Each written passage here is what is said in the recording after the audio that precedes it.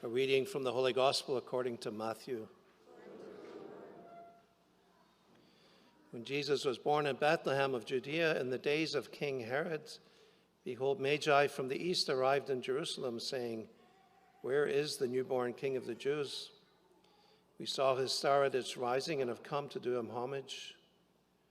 When King Herod heard this, he was greatly troubled, and all Jerusalem with him. Assembling all the chief priests and the scribes of the people, he inquired of them where the Christ was to be born.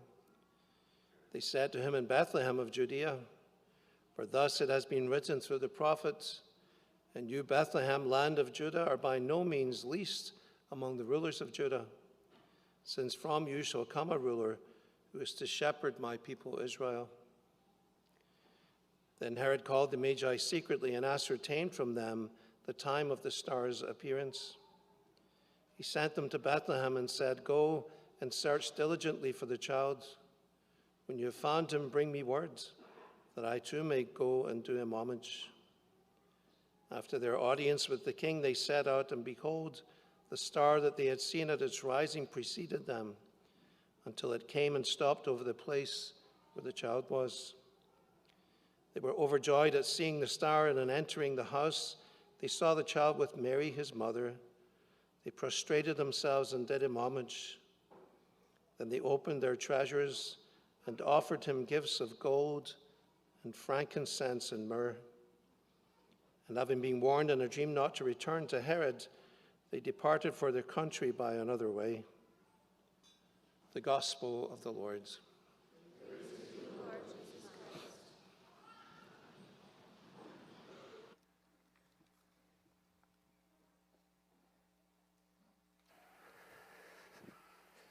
So we're kind of rounding out the Christmas season with this feast of the Epiphany of the Lord.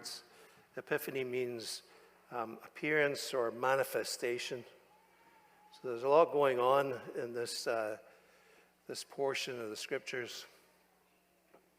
And we hear of the Magi who come from the east, and that's actually a significant detail, because from the east means that they were non-Jews. And so from the very beginning of Jesus' life on earth, he's communicating something, which is that salvation is for everyone, not just for the Jews. And whenever you hear that salvation is also for the Gentiles, that means it's good news for us. And so they come and they prostrate themselves. And then the gifts that they bring are also very significant: gold, frankincense, and myrrh. Gold for a king, frankincense, which is incense for a priest, and myrrh was an ointment that was used to anoint dead bodies. So you get this kind of window into Jesus' future. And then there's a detail at the end that I love, which is, it says that having been warned in a dream, they went home by another way. Now, on the face of it, you would say, yes, well, they wanted to avoid Herod, but I think there's a deeper kind of spiritual significance there, which is once they had been in Jesus' presence, nothing was ever the same again. They couldn't live the same way, and so everything was different. So it's a beautiful passage to meditate on. We've begun now our new year, 2024, and just as a matter of interest, how many of you have made New Year's resolutions? I am amazed how few people do that anymore. It's like, I guess it's not a thing anymore, is it? It was the same last night and this morning. People were like, yeah, we don't do that anymore. Well, I did, okay? And I'm not going to tell you what they are, because then you'll hold me to them. But it is an opportunity to kind of take stock, to kind of review last year and say, well, how could I do better this year? What could I do that would be a little different than last year? And so maybe my question for you, or maybe a challenge for you, is what is the gift that you will give to Jesus this year? As the Magi brought their gifts, what's your gift going to be this year? And of course, the obvious answer in a certain way is, well, I want to give the gift of my life. I want to give my life to the Lord. And that's kind of what we do when we're celebrating Mass. We're offering up ourselves to the Lord. But I think perhaps one of the most valuable commodities that we have today is our time. Our time. And so are you willing to give your time over to the Lord? Are you willing to give him your time? Not just your leftovers, but something of substance and of value. One of the great traditions we have in our faith is that of Eucharistic adoration. And it's this opportunity to just sit in front of the Blessed Sacrament exposed in the monstrance and to just be. To just be there. One of the dominant themes throughout Christmas story is that of light. We heard it in the first reading. Your light has come. The Magi followed the star. The people that walked in darkness have seen a great light. And in a certain way, being in Eucharistic adoration is, if you will, sitting before the Lord and just basking in his light, basking in the lights of his love.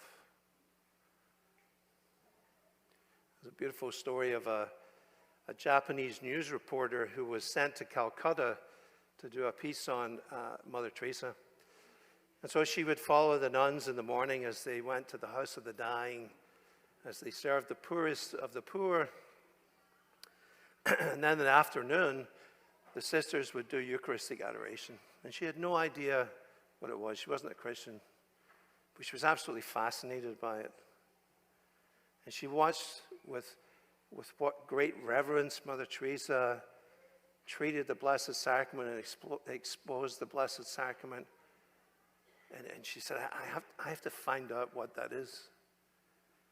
And so she eventually went back to Japan and took instruction and became a Catholic. A little bit later, she was on news, on TV, and she was asked to do this report that was particularly anti-Catholic. She was very conflicted about it, obviously, because she'd become a Catholic. Anyway, so she did the report, but she was kind of very remorseful afterwards. And she promised herself that if she was ever in that position again, she wouldn't do it. And then a little while later, she was again asked to do this report that was again pretty anti-Catholic.